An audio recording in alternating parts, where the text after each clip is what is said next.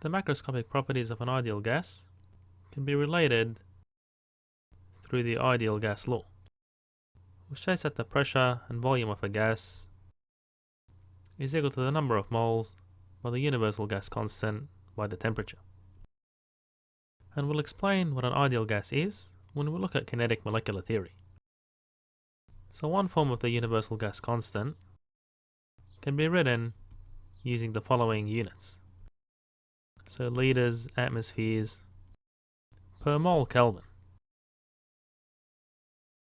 And if we use this form, the macroscopic properties of the gas have the following units.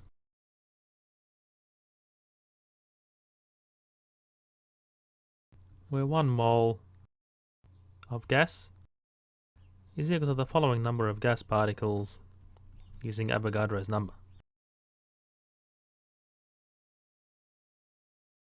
And if the number of moles is constant, then dividing through by the temperature, we have the pressure by the volume of the gas on the temperature is also constant, because N and R are then constant. So if we have two states of the gas, we can write the following constant ratio. So for example, if the piston is pushed down in state 2, then the volume of the gas decreases, and then the particles of the gas bump into each other and the walls more often, so the pressure increases.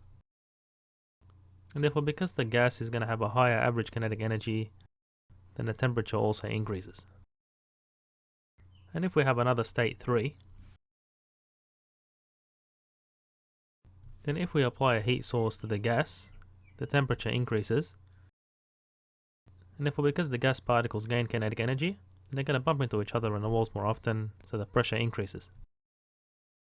And if the piston is free to move upwards, then the gas expands and the volume increases, which can cause the pressure to become constant.